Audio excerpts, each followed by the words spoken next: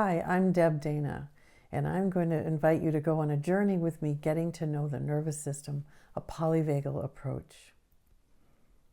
And as we begin, as always, let's send some gratitude to Steve for his development of polyvagal theory. Without his brilliant work, without his wonderful illustration, understanding, definition of the nervous system, none of this would be possible. So we're going to delve into the science of connection, or the science of feeling safe enough to fall in love with life. So a bit of background: Steve developed polyvagal theory in the 70s and 80s and brought it to the clinical world in the 90s. And since that time, there have been hundreds and hundreds of peer-reviewed papers that reference the theory.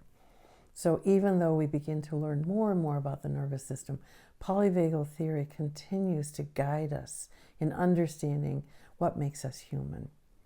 And because of polyvagal theory, we have all sorts of new ways of working with our clients, of bringing their biology, of bringing the nervous system directly into our work. So as we begin, let's remember that the nervous system is at the heart of our daily living. It is where everything begins. And it's the common denominator in our human experience. We all have a nervous system that's organized around the three principles that we're going to learn today. And this image, for me, really brings to life that sense that we are all connected, that our nervous systems bring us together. So we're always engaging with the nervous system, our own and others. We can't get away from our own system. It's directing traffic for us, micro moment to micro moment, from the moment we enter the world to the moment we leave the world. And we're engaging with other nervous systems all around us. So no matter how we're practicing or what population we're working with, we are working with our client's nervous system. So whether you've been trained to work with the nervous system or not, it is in the room with you.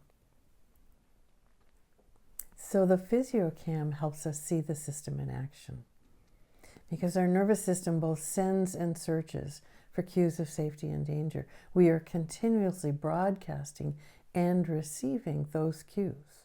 And our work is to stay tuned in to the autonomic conversation that's happening. And we do that in some ways by our own neuroceptive experience.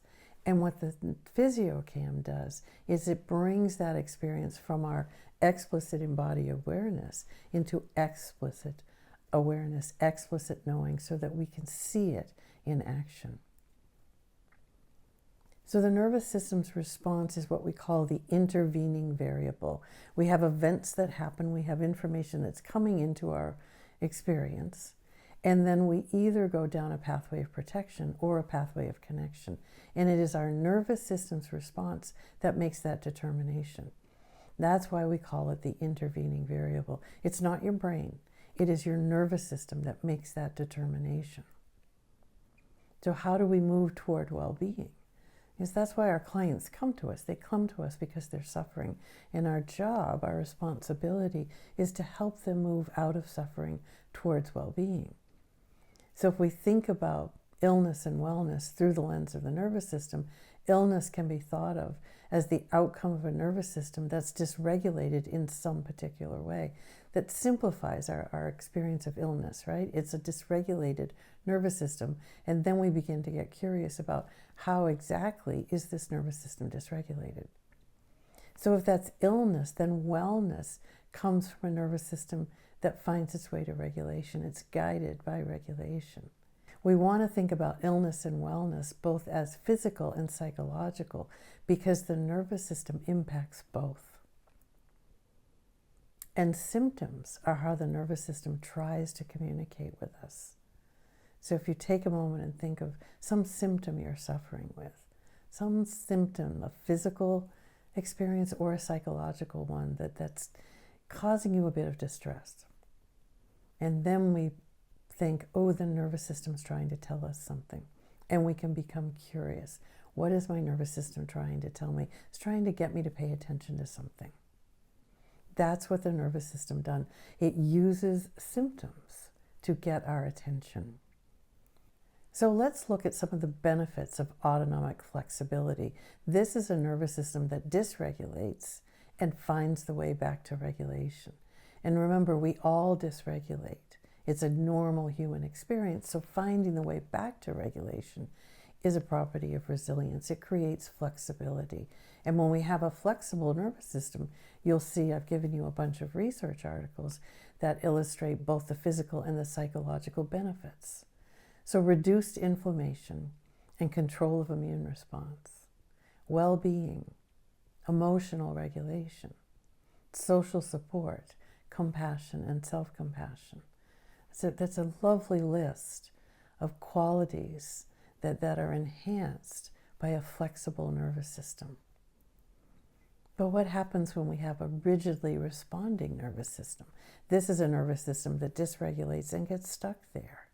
So here are some of the risks: social isolation and loneliness, impaired immune functioning and inflammatory disease, chronic fatigue, digestive problems, respiratory problems, depression, anxiety.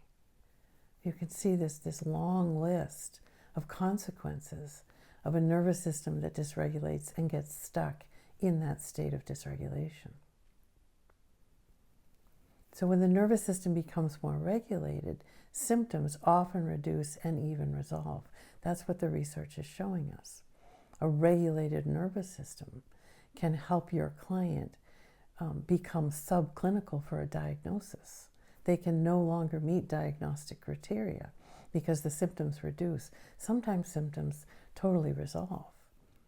So a benefit of working with the nervous system is this: we move toward well-being. So let's think about the three organizing principles of polyvagal theory: neuroception, hierarchy, and co-regulation. We're going to look at these one at a time, get to know them, and think, how do they impact our use of physiochem?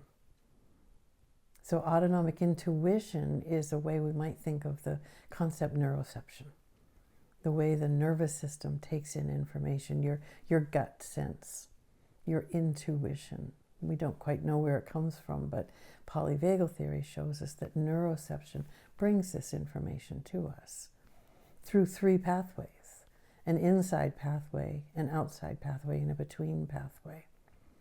So before Steve created the word neuroception, there was no word that really fit for the way the nervous system takes in information, because the nervous system is a subcortical part of your biology.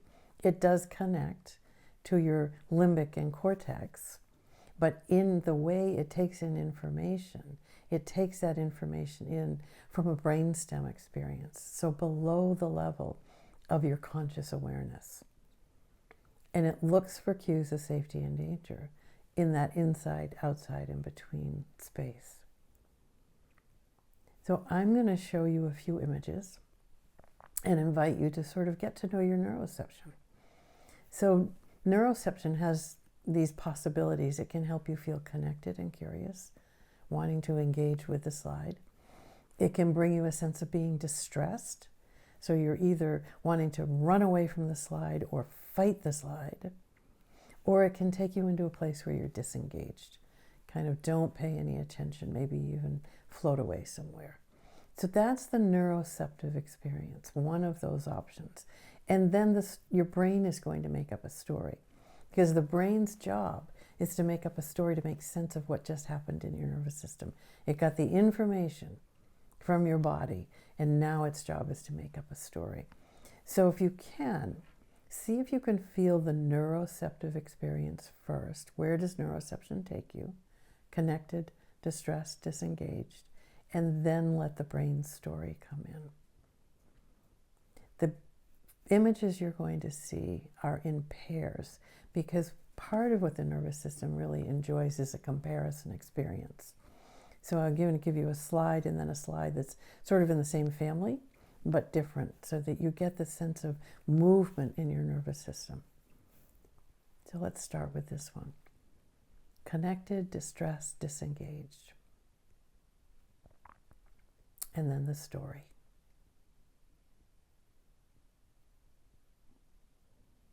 And here's the comparison.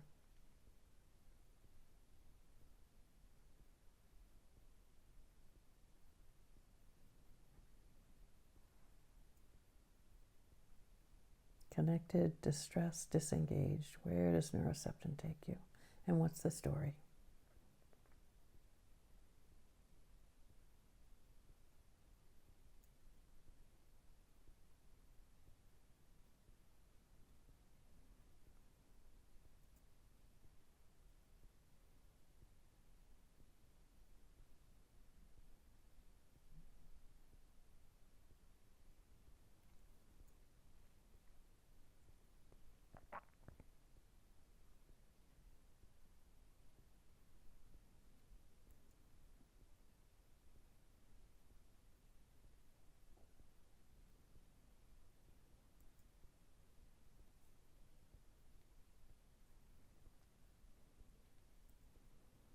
So just take a moment and reflect on those slides. Where did your neuroception take you?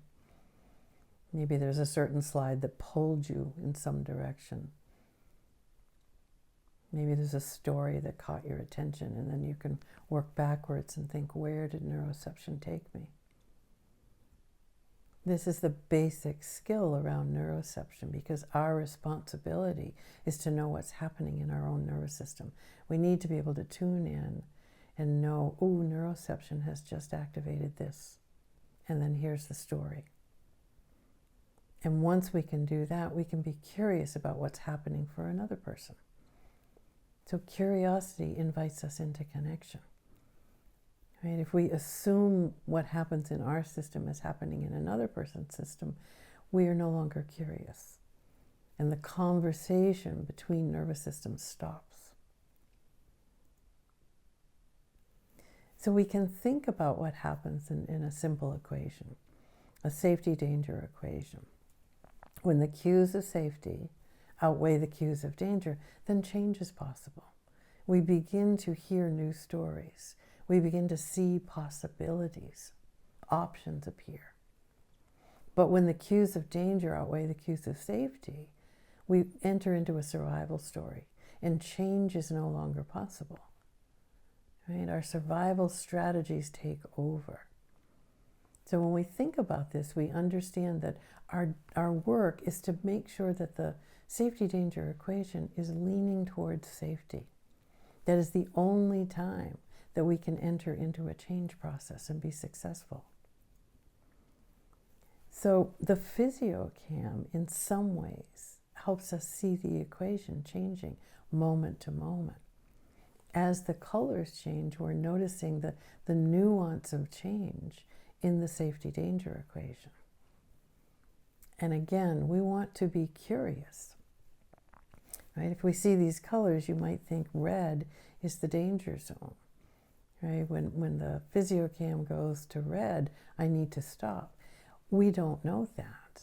Right? We only know that the change is happening, that there's a shift in color.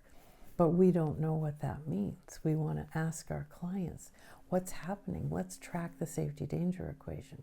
Because these color changes are showing us the equation is changing, but we don't know exactly how. So the physio helps us track, and we bring curiosity to the experience. So we can add discernment. Discernment is one of the practices we can add to begin to make sense of what's happening in the safety-danger equation. Because when signals of danger from the past activate in the present, we quickly get pulled into a survival energy. We enter into a familiar pattern of protection. That's what the nervous system does, right? It neurocepts a familiar cue of danger, and it takes you into protection because its job is to keep you safe. All the time it is working in service of your survival. Sometimes the familiar cue of danger from the past is not so big in the present, but my nervous system doesn't discern that difference. So a discernment practice helps us come into this moment and make an intentional choice rather than simply following the old pathway. Right? It brings to the experience our brain can come in and partner with our nervous system so that we begin to have some choice. So neuroception is a process that's working in the background all the time, and we don't work directly with neuroception. Neuroception is a biological process. We feel the impact of neuroception. We feel the outcome of neuroception. Neuroception moves us, right? Connected, distressed, disengaged. It moves us somewhere to a state in our nervous system. So we want to bring perception to neuroception. And when we do that, we can then add discernment. So bringing perception to neuroception brings the possibility of choice. I'm not just going down the old pathway. I now get to choose. So familiar cues with new awareness. So we have 2 discernment questions that we can use. Let's do the first one first. This first one has been around a long time. I've been using it a long time. It's the standard one I use. It's specific to this moment in time in a situation. So the question is simply, in this moment, in this place, with this person or these people, is this response or is this intensity of response needed? That's the question. You notice we don't ask, is it appropriate? Because that's a question that makes a judgment, that assigns meaning or motivation. And the nervous system doesn't do that. It simply enacts a response. So we want to say, is it needed? So I'm going to invite you to practice this. I'll take you through it. So think of a moment that when you reflect on it now, you're curious about whether your response was in proportion with what was needed in the moment. And you want to start with a small moment. On a scale of 1 to 10, choose something in the 1 to 3 range, because we want to feel we can be successful, that this practice is within reach. And that's what you want to do with your clients. The first practice has to always feel within reach, so that the nervous system has a positive experience and the brain says, let's do it again. So think of a moment, simple moment, that you're curious about now. You want to look back on and think, was that needed? So bring that moment back to mind. Let your mind-body memory system bring it alive again. Step into it and ask yourself that question. In this moment, in this place, with this person or people, if you're around others, is your response or the intensity of your response needed? And if the answer you get is yes, it was needed, thank your nervous system. Right? Really appreciate that it did just what it needed to do. I do this practice fairly often, and the answer I usually get is, ooh, wasn't needed. Right? So if you got, I don't think it was needed, the next question to ask yourself is, does the response feel familiar? Because we want to take the moment in time and begin to look for a pattern. Does it feel familiar? If the answer to that is no, again, you can be curious about, ooh, what's happening now that's making a different response come to life? We bring curiosity to that. Most of the time, the response we're going to get is, yes, it feels familiar. And then you can begin to look back and find other times when that same response came to life. We're looking for the pattern. So that's the first discernment question. The second one is a more general discernment question. So this one came about more recently as people I was working with were asking this more general question, is what I'm doing helping? And helping, you can fill in that to mean whatever you want. Is it helping, the other person to feel better? Is it helping the situation to change? Is it helping me to not get pulled in? So helping is an invitation to more clearly define that experience for yourself. So think of a moment you'd like to play around with, a moment that you'd like to look on and see, ooh, did my response really, move things in a direction that was helpful? So again, bring that moment back to life. Let your mind-body memory system bring it back and step into it again. And ask yourself, in this moment, in this place, in this situation, is this response or this intensity of response helping?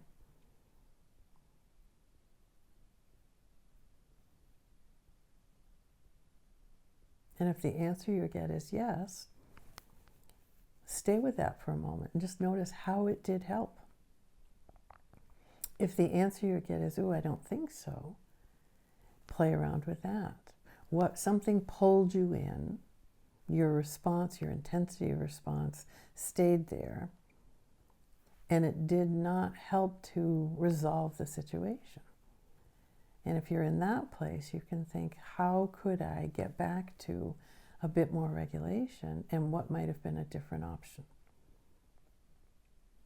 So in the first discernment question, we're looking for the familiar cues that come alive and making an assessment, needed, not needed, for my response. And then we can begin to see the pattern of response, and we can work with the habitual response patterns. In the second one, we're looking more at, did it help move the situation toward some sort of resolution or not?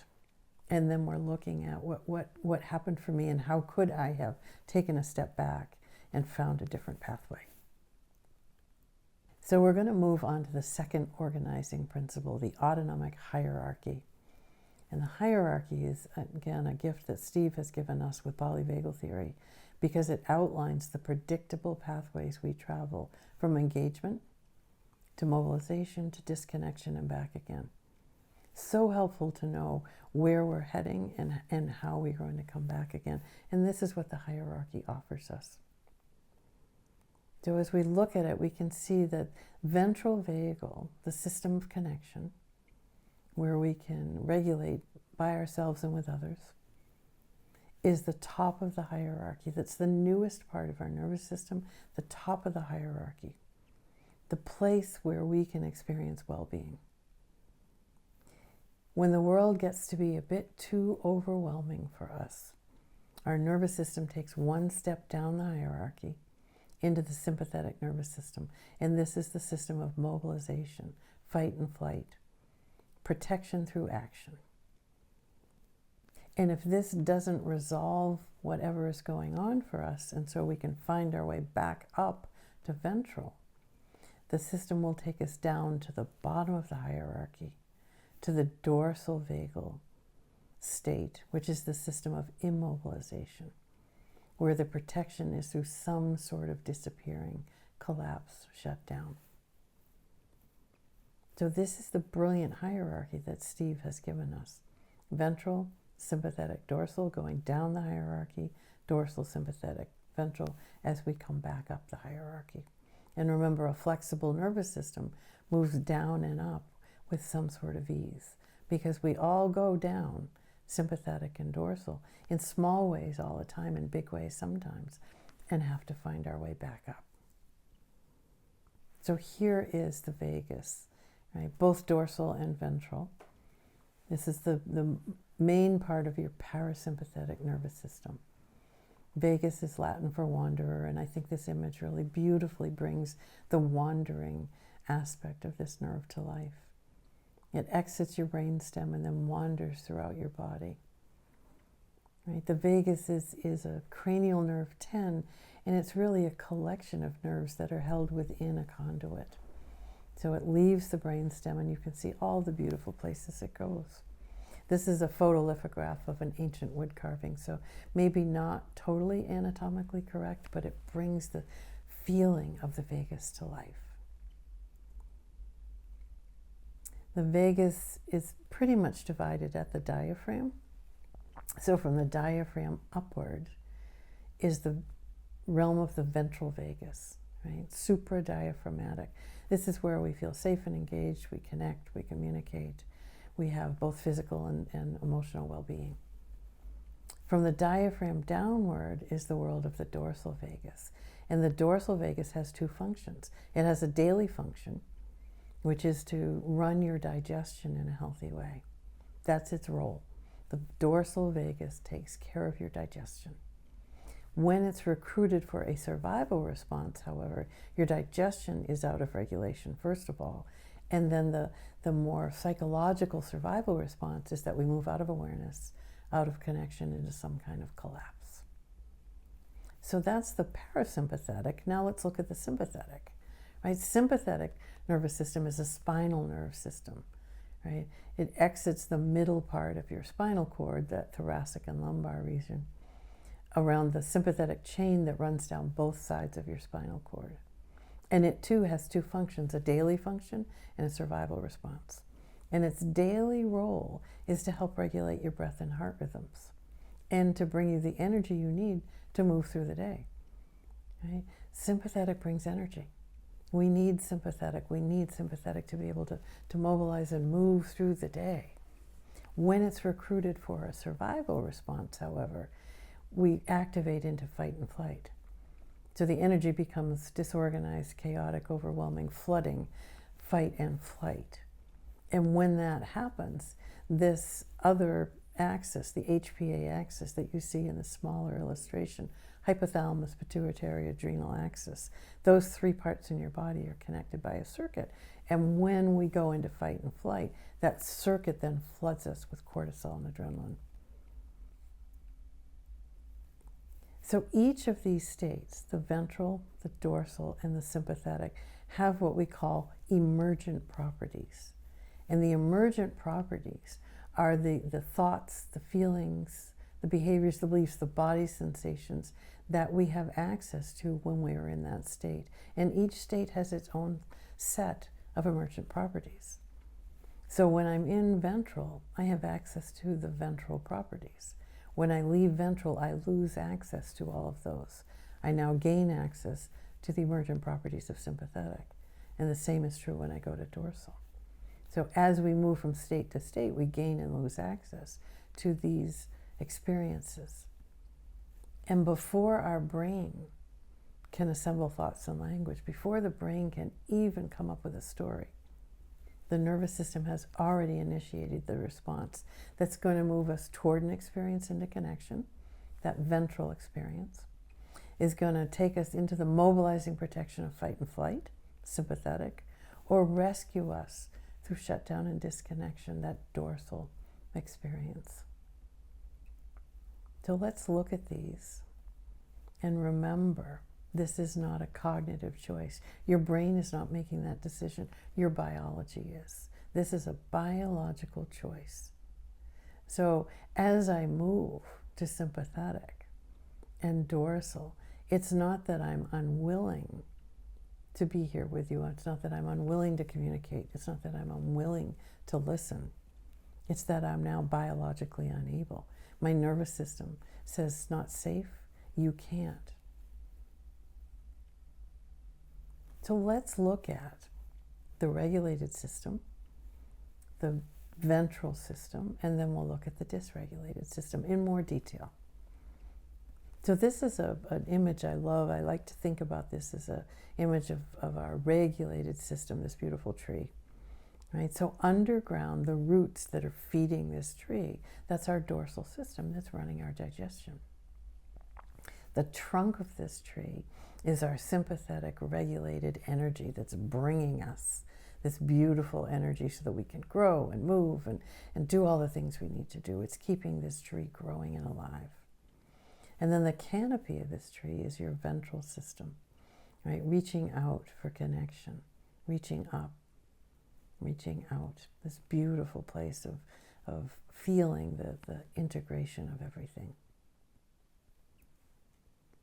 And here we're going to see it on a ladder, because the map that you're going to do, and the map is going to be in a separate module. So the map that you're going to do, the personal profile map, is a ladder map. So we can think about these states on the ladder.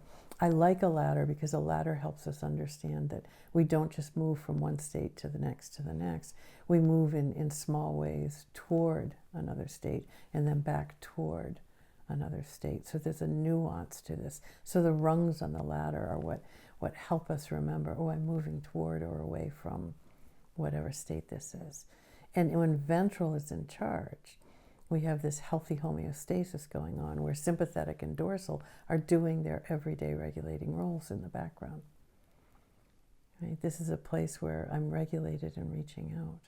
Alert, aware, attentive, mindful. We're going to get to know it more deeply next, but this is the basic awareness of here's what ventral is, and sympathetic and dorsal are helping, bringing us that healthy homeostasis. So let's look at what happens when we're anchored in safety, that first pathway, the ventral pathway of connection. We're curious, open to new possibilities, present in the moment, ready to bring our purpose and our passion to life. Right? All of that is available to us when we're anchored in ventral. system of safety and connection. We can meet the demands of the day with some sort of ease. I can feel organized enough to move through my day. We connect, we communicate. It's that sense of going with the flow. I like that, to go with the flow, right? Life isn't always easy in this place. There are a lot of challenges and bumps, but I can still go with the flow. Engage with life. I'm connected to self, others, the world, and spirit. Those are the 4 pathways of connection that are available for us humans, right? Self, others, the world, and spirit. And in ventral, those pathways are welcoming. They're inviting me to explore. I can engage with curiosity and seeing what's there for me. A world of okayness. And this heart gives you some of the words that I think reflect what's possible when we're in ventral. More than calm. We want to remember that. Ventral is more than calm.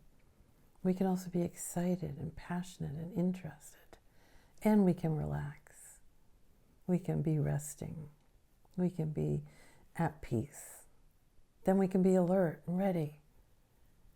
Creative. We have lots of different flavors of energy that come to us here in ventral, but the hallmark of ventral is that safety-danger equation is tilted towards safety, and my neuroception is one of feeling safe.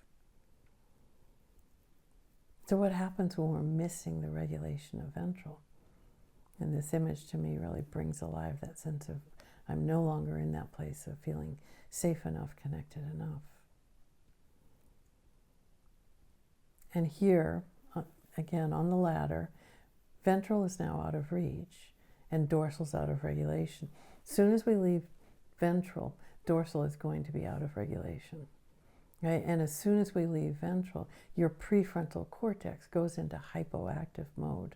So it's no longer there to help you be ready, be prepared, problem solve, plan.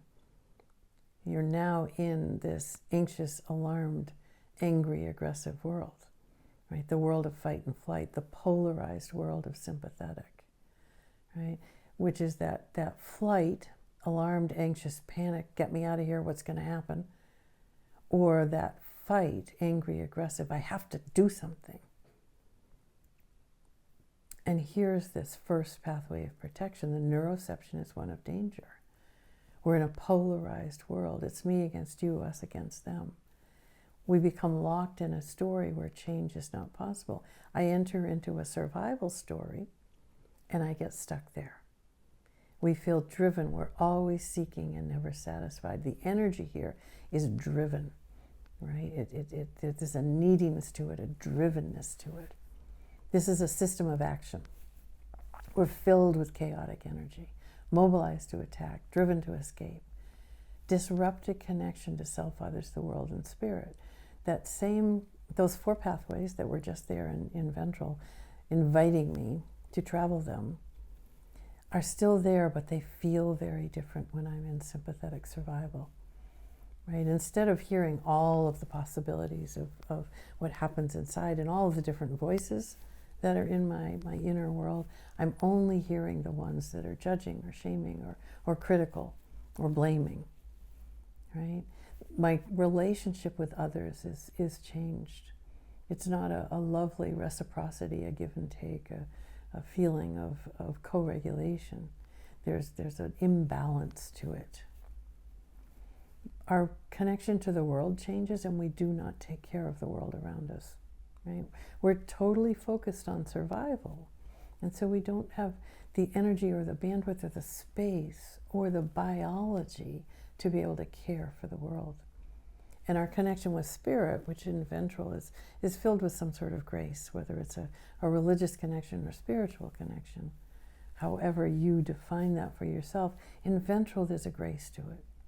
In sympathetic there's an agenda to it. There's often a hierarchy and a sense of guilt or shame that comes along with it. This is the land of should. Again, I love another image I love that really brings this alive to me. If you hear yourself saying you should do something, that is a sympathetically driven experience. It's not a ventral invitation. It's a sympathetic have to. It's driven out of fear. So here we are at the bottom of the ladder, right? Where ventral feels so very far away. And that's our experience when we end up in dorsal shutdown, disconnect. Our experience is that we forget ventral is there. We forget that anything else is possible. Sympathetic, on the other hand, is just waiting to reactivate. It's waiting to pull you out of dorsal. One of the jobs of sympathetic is to try and help make sure you never go to dorsal, because dorsal is a very dangerous place, right? The neuroception is one of extreme danger here. So one of its job is to keep you out of there. Its other job is to get you out of there when you enter into that place. Because dorsal, we're disconnected, we've disappeared. Invisible, we're gone, away. Dorsal, on the other hand, rescues us from the sympathetic overwhelm. It rescues us from anxiety and rage. It gets us out of that chaotic flood of disorganized energy, that place that feels so scary. It gets us out of there, but it doesn't get us to a place that nourishes us. That place is ventral, and it doesn't take us to ventral. It takes us far away from ventral. It's a place where we can feel like we're just going through the motions, but we really don't have the energy to care or the energy to really be present. I've left this time and place. I've given up. That's the story that comes here. And here are some of the emergent properties of dorsal, right? The path of last resort for our nervous system. When all else fails, your nervous system will take you to this place. We're lost and alone. Awareness eludes us and connection is out of reach. You can begin to feel the hopelessness in this place. Right? Going through the motions, no energy, no interest, disconnected, lost hope, given up. And again, remember, this is not a cognitive choice. I'm not choosing to go here. My biology is taking me here because there is no other option.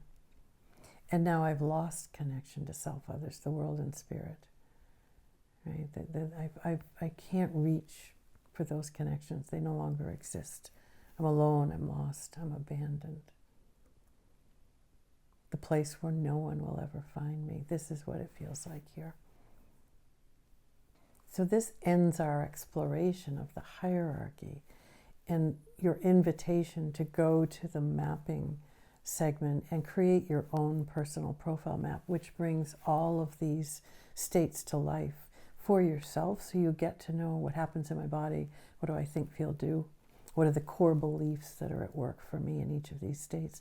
Important as a clinician for us to do our own map first and for us to understand our system, because we can't be safe guides for our clients. We can't help them get to know their nervous system until we know ours.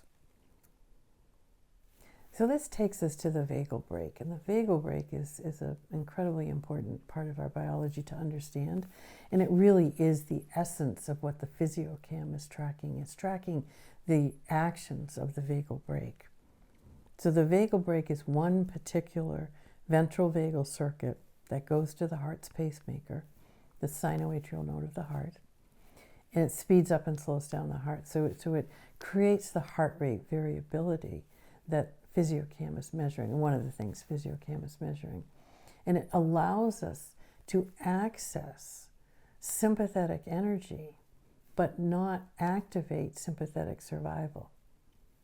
So think about that. It gives us access to all the energy in the sympathetic system without activating fight and flight. This is the beauty of the vagal brake. It creates the ability to respond and not just react, to have flexibility in our responses and to make smooth transitions between things. And if you work with trauma survivors, you know that these are the things that are impacted when we hold unresolved trauma in our system. Here's an image. We can think of the vagal brake as that red pathway, right? It's going from your medulla, your brainstem, to your heart. And the purple pathway is the sympathetic cardiac nerve pathway, and these two are working together. Right? The red pathway has less activity going through it. That opens the door for more purple energy. and vice versa. When the red pathway is very energized, it closes the door to sympathetic energy. So we can go from excited to calm, from calm to passionate, from passionate to at rest, from at rest to creative, from creative to relaxing. We move back and forth along this continuum because the vagal brake is there to help us. And what we're really looking for is vagal efficiency, right? How efficiently is my vagal brake working, right? And when we haven't had an opportunity for our vagal brake to be exercised growing up, then the ability to move between states as a grown-up is impacted, right? The lovely news about the vagal brake is the more we exercise it, the more efficiently it works. So even if you didn't have someone around you when you were growing up, or when you started to dysregulate and you're heading towards a meltdown, was able to help you come back to some calm, right? That was a vagal brake exercise. If you didn't have someone to help you with that, you can build that capacity now. Play is a vagal brake exercise. Play is more sympathetic energy under the influence of ventral, and I'm having fun, and I'm moving, and I'm engaging, and it's spontaneous, and it's all these beautiful things. However, when the vagal brake can no longer hold, play becomes dangerous, becomes scary, because now I'm in sympathetic fight and flight rather than in this beautiful place of having access to all this energy, but maintaining my sense of safety. So again, step into the energy of your sympathetic system from an anchor and ventral. This is what we're doing. This is what we're learning to do every day in every moment of our life. Open and close the doorway to activation, right? And I think therapy is a vagal brake exercise, because we're inviting our clients to step into something that's a little different, maybe a little scary, but from an anchor and ventral. And this is what your vagal brake is allowing you to do. So I want to take you for a moment into a couple of vagal brake exercises, ways that you can play with your vagal brake. And then you have a handout in your course materials that will describe these exercises, and you can try them on your own.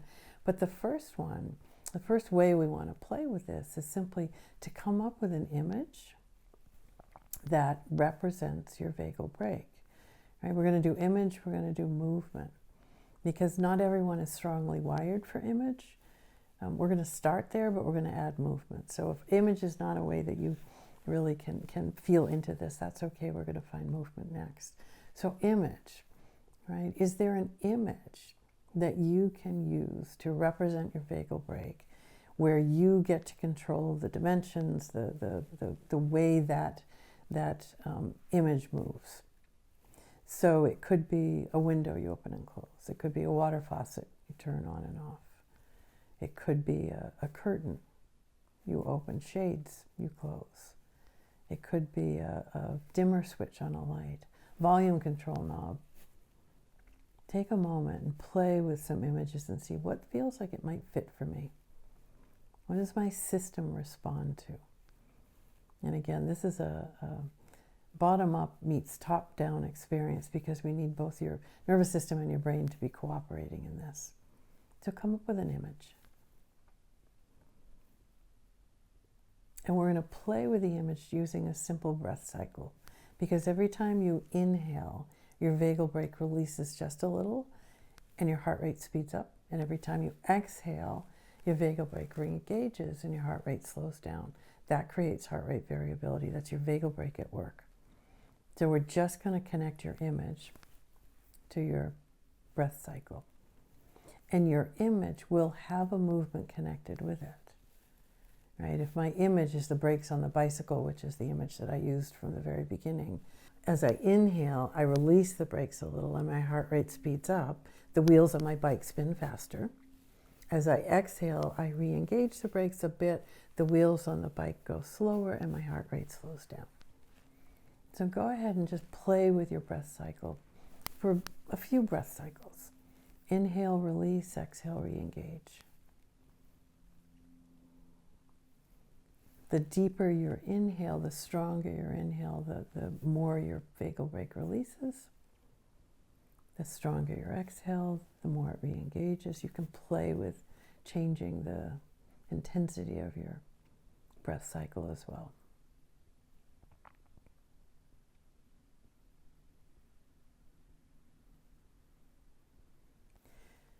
So let's move from image with movement to just movement. Because for some of us, image is very challenging to bring to life and be able to use. So we're going to let go of the image and the movement associated with it and come up with a different movement that simply represents for you more energy, less energy. More energy, less energy. More energy, less energy. Play around. You can stand up, you can do full body movement, you can do just hand movement, you could do just change your posture. Just take a minute and play around with a movement that can illustrate releasing the vagal brake, allowing in more energy, and then re-engaging to come back to a calm. And as you find your movement, do the same thing we did before with your breath cycle. Inhale more energy, exhale less energy. And just play around with it.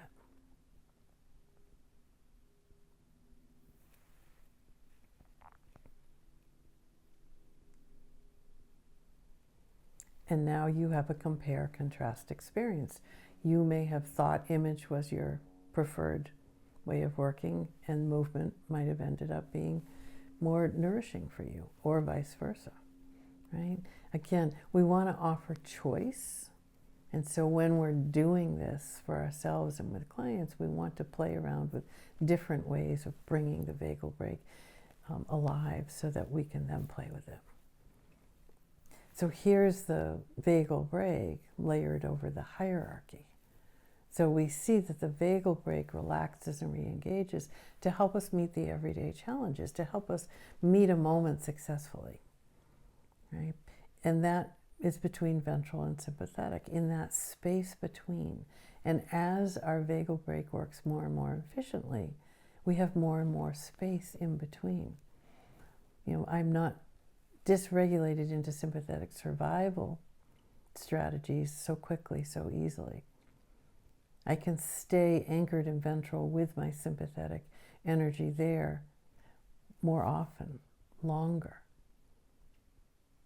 But when my vagal brake has reached its limit and it releases all the way, then I'm in sympathetic survival.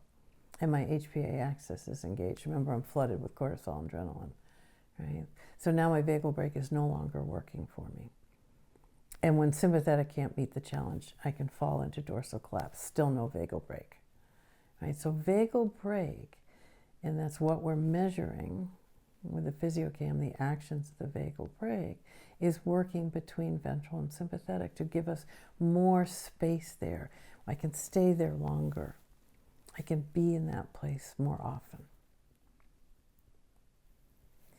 So we're watching the vagal brake at work, right? When we're looking at the changes in color that the physiocam is bringing to life moment to moment as we're working with our clients, or if we're following our own system, right? I think we like to start, as we're experiencing the physiocam, by watching our own system. We can watch our own vagal brake at work, right?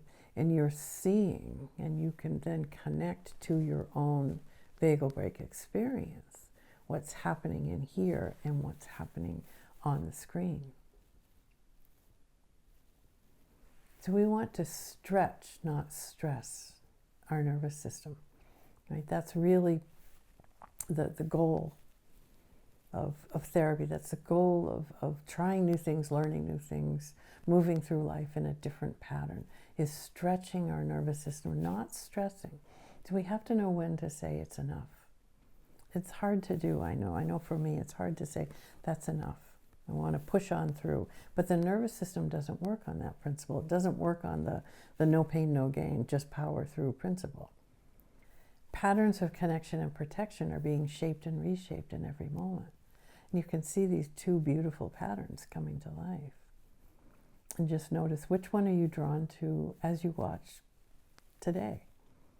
If you go back and watch this, another time, another day, you may be drawn to a different pattern.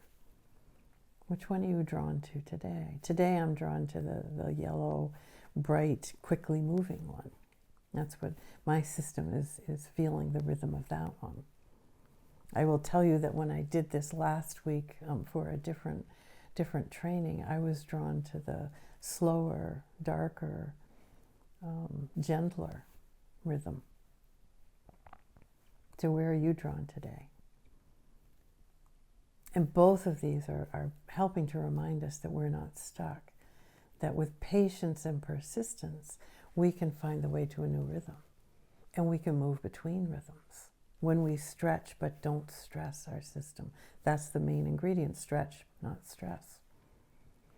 So how do we find the right degree of challenge? And I, again, think a continuum is a really easy way to do it.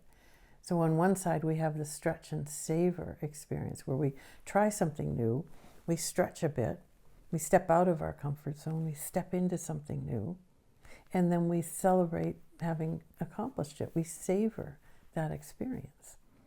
And that pattern, stretch, savor, over and over, right, is what begins to create a new pattern.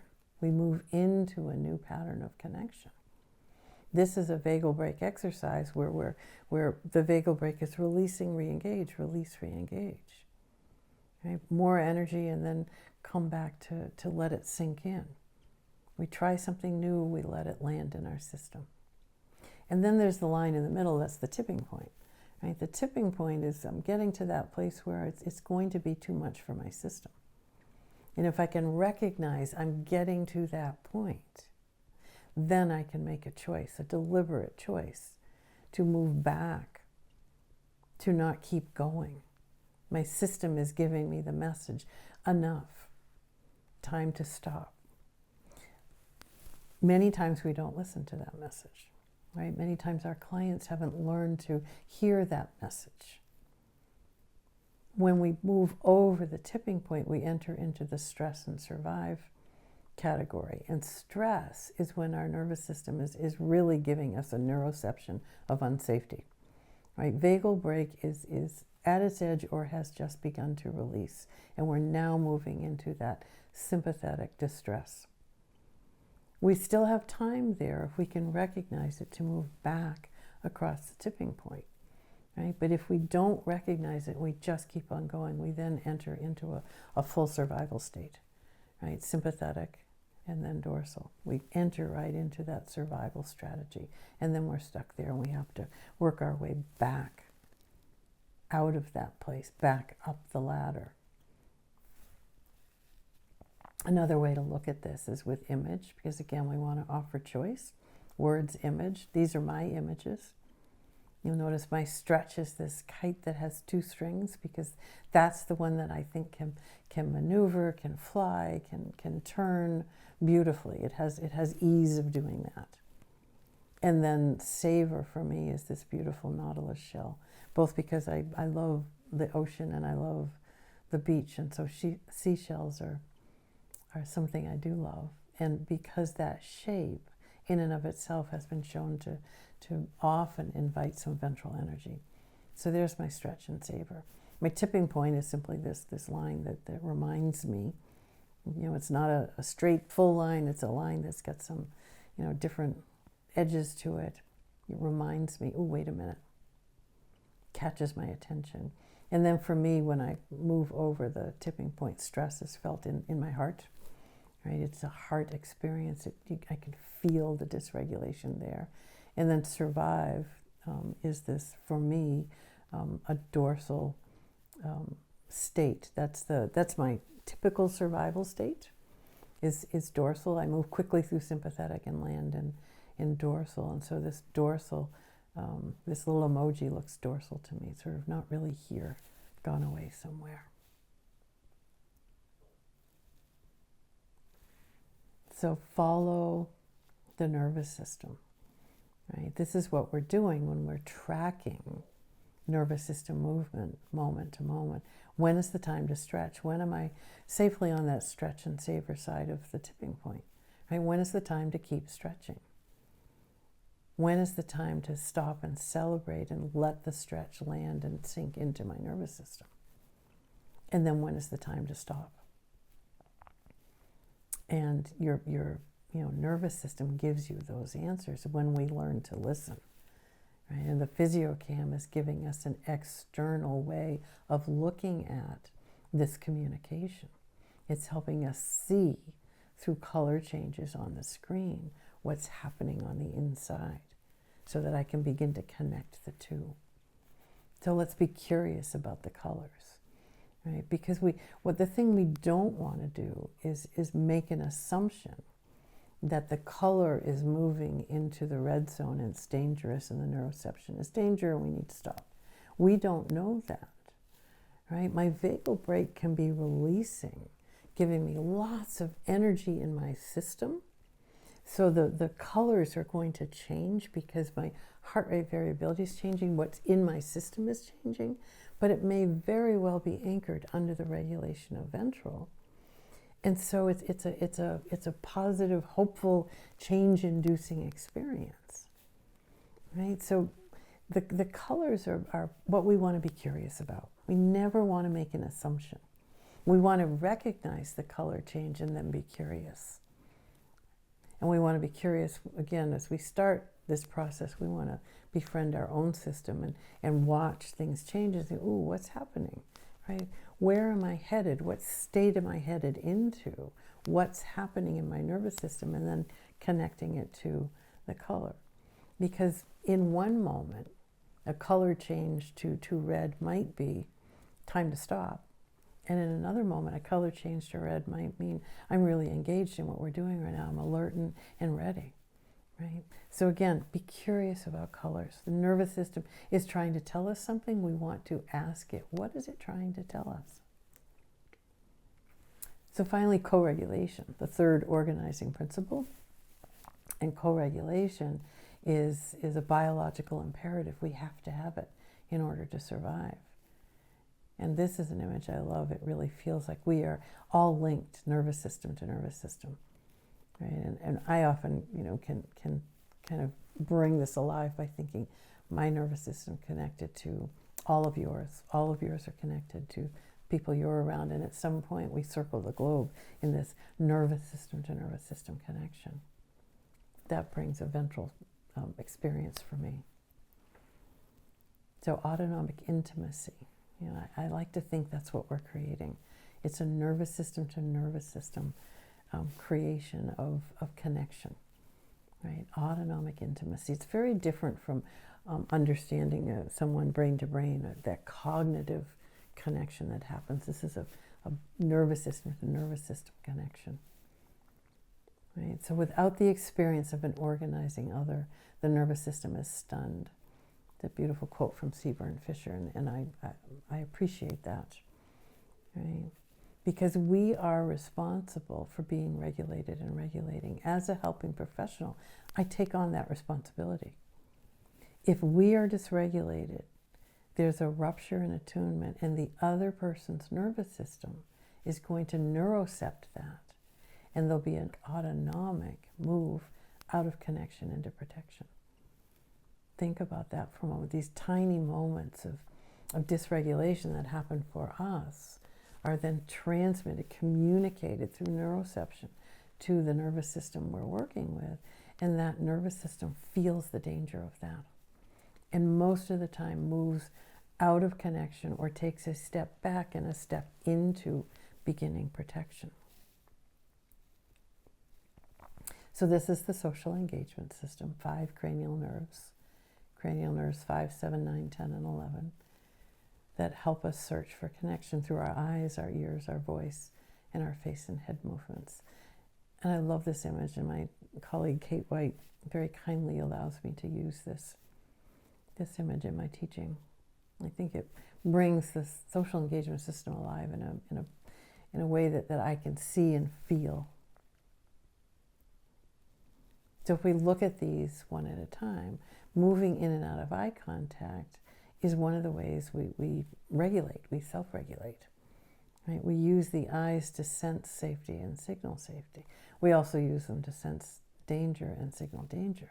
We're always sending messages with our eyes. Right? And it's the muscle around the eyes, the orbicularis oculi, that is helping this happen. We have beautiful crow's feet, right? Just find your wrinkles around your eyes for a minute. Those wrinkles are telling an autonomic story. We want those wrinkles, right? Celebrate those wrinkles. They're telling a story. And it's a smile that reaches the eyes that is a true smile. Right? If a smile is with your mouth only, the nervous system will feel that, will feel the discord in that, and will feel that this is not safe, it's not authentic. So think a moment about the moments when you look away and look back. Right? Your nervous system is saying, holding eye gaze is too intense for me right now. I need to look away and have a moment to just settle, and then I can look back again. You can think about your clients, for many of whom eye contact is too challenging, too big a challenge for their nervous system. Right? So they look away, or they don't have eye contact, or they may peek at you and look back again. Right? We want to just honor the fact that nervous system knows what it needs. It knows how much eye contact it can tolerate, how much eye contact is helpful, and when does it move from nourishing to challenging. Right? One of the things you may see changing the colors on the physiochem, because if my system feels I have to stay in eye contact, it's a demand, it's going to feel too much for my nervous system. I'm going to move out of regulation into some activation of a survival response. So we go to the ear next. The ear collects the spiraling energy from the cosmos. It's a beautiful quote. We're in a sonic environment. We have sound around us all the time. Soundscapes, which is the general environment we're in, sound marks, which are the particular sounds that pull us, right? And we can use our awareness of soundscapes and sound marks to create a welcoming sonic environment, an environment that welcomes my nervous system. That's what we want to be looking for. So take a moment and think, is there a particular sound mark that pulls you toward connection? Again, I live by the ocean, and I love the sound of bell buoys. Right? And I have a bell buoy wind chime out front. So when that wind chime makes its noise, that's a sound mark that pulls me. You might also find a sound mark that dysregulates you. Oftentimes it's a siren or a certain tone of a sound that can really feel like it's activating a survival response. So play around with your soundscapes and your sound marks. It's one of the ways the social engagement system feels invited to come into connection. Prosody, another way sound is used, is the music of your voice, the tone of voice that you have. Right? And if the tone of voice is welcoming to another nervous system, that nervous system will say, oh, we can pay attention. It feels safe enough, let's pay attention. Right? But if your tone of voice feels dangerous in some way to the other nervous system, the nervous system is not going to pay attention. Right? So my shorthand is intonation before information. Right? It's your sound of voice before any of the words you're saying are received in any way. So let's think about that. Right? Tone of voice is so important. Think about someone whose tone of voice is so welcoming to your nervous system that you really want to stay and engage and listen and learn. And then think about someone whose tone of voice is the opposite for you. Feels very hard for you to stay regulated around that tone. Dysregulates you easily. You find it hard to learn, hard to listen, hard to stay. Again, this is your social engagement system at work. Vocal bursts, another way that sound is used. Vocal bursts are the non-language sounds that we use to communicate. Ah, oh, huh. Right? And the research says, and there's a research article that you can read, that these sounds are understood across cultures, so we don't even have to speak the same language, and across species, because we talk to our pets this way, with a high degree of accuracy. And so you can always use a vocal burst to convey what your nervous system wants to convey. If I can't find the word, right, and sometimes I can't find the exact word I want, and to me words are very important, so I'm looking for a specific word, I can't find it, but I can use a vocal burst and I can let you know what I'm trying to say. And then finally here, head movement. And as you looked at these two images of these two animals with their heads tilted, you might have made a vocal burst. That's often what happens when I'm in person with people. Those images come up and you go, oh, right? A straight, unmoving head is an autonomic cue of danger. If your head does not move, you may not be intending to send a cue of danger, but through our social engagement system, through those evolutionarily created pathways, I'm receiving a cue of danger. So it's that slight tilt to the head that sends a cue of safety. Right? And head nods, so a moving head sends a message of connection. So our nervous system is shaped and regulated through our interactions with others. It's also shaped and regulated through our interactions with ourselves, with the world around us, and with spirit, certainly. But in the social engagement system, this is regulating through interactions with others, nervous system to nervous system. And it's through information sent from people's eyes, voice, face, and gestures that we know if they're safe to approach. And this is what we intentionally use to send an invitation for connection to the clients we're working with, right? We send this invitation through our social engagement system. So here's the question. What does the nervous system need to make it safe enough to come into connection? This is the question we're trying to ask all the time. How do we find the way to connection? If it does not feel safe enough, I cannot come into connection. Not because I don't want to, because I long to be in connection. It's a biologically built-in need to be in connection. I have a longing for connection. But if it doesn't feel safe enough, I am biologically unable to come into connection.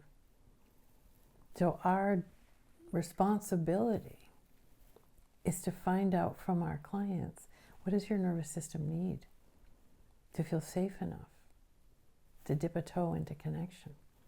Right? And it's never my client's job to find that out. It's my job to explore and make it safe enough. So the colors of connection, again, we're coming back to the colors that we are going to see changing with the PhysioCam. And they represent different levels of feeling safe enough to come into connection, and then different levels of intensity of connection. I love this with all these different colors that we can be curious about. There is not one color of connection. Connection is not green. Connection is not red.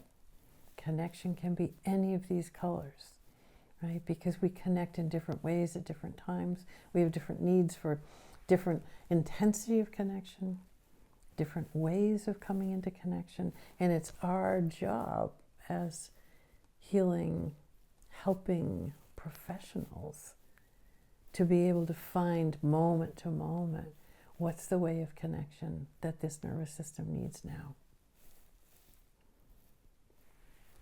So as we end, ventral is an essential element of healing. We want to think about that.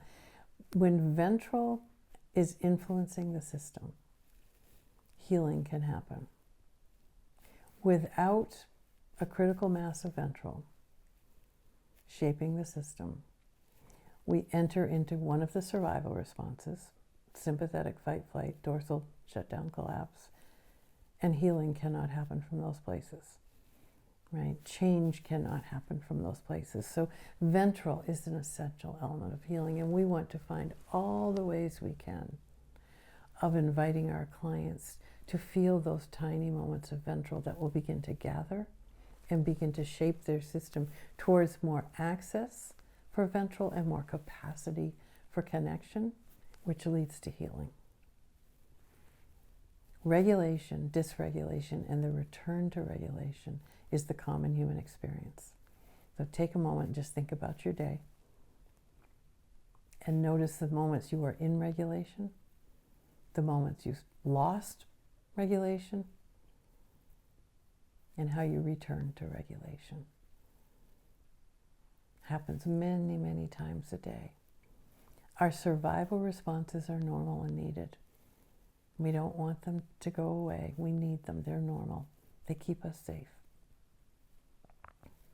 And ventral helps us meet the moment without blame and shame. That's what ventral does. It helps us meet our moments of moving into protection without blame, without shame, so that we can work with it. So as we end, here are the guiding questions. This is what we want to be asking all the time in our work. I think I would say we want to be asking this all the time in our professional and personal worlds. But let's start with the professional. Where am I? I need to know what state I'm in. So I need to have done my personal profile map and then be able to say, okay, I'm really anchored in ventral. Right? Or I've lost my way and I'm in sympathetic or dorsal. The next question is, what does my nervous system need in this moment to anchor or stay anchored in ventral? How do I get back there? Or how I know that I'm here, how do I make sure I can stay here to do this work? So that's where it begins. And only after we've answered those questions can we then ask the question, oh, where's my client's nervous system? Right? And what does their nervous system need in this moment? And not what does it need to come to ventral, because that's not always what a system is looking for. It may be looking for, what does it need to feel a little bit more welcome, a little safer, a little more seen, a little more here. So as we end our time together, I want to thank you for going on this autonomic journey with me, beginning to befriend your nervous system. I hope you will go do your personal profile map. I hope you will then take that template and do it with all your clients, because it gives you a great shared language, shared understanding to take into this work, so you can see what's happening in their nervous system. As you're using the PhysioCam, you will see it differently. I hope you'll go to the vagal break worksheet and play around with getting to know your vagal break, helping your clients get to know their vagal break. It's a beautiful part of our nervous system that is working wonderfully with our ventral energy to help us be able to have enough energy, have the right amount of energy in any moment to meet a moment successfully. Thank you.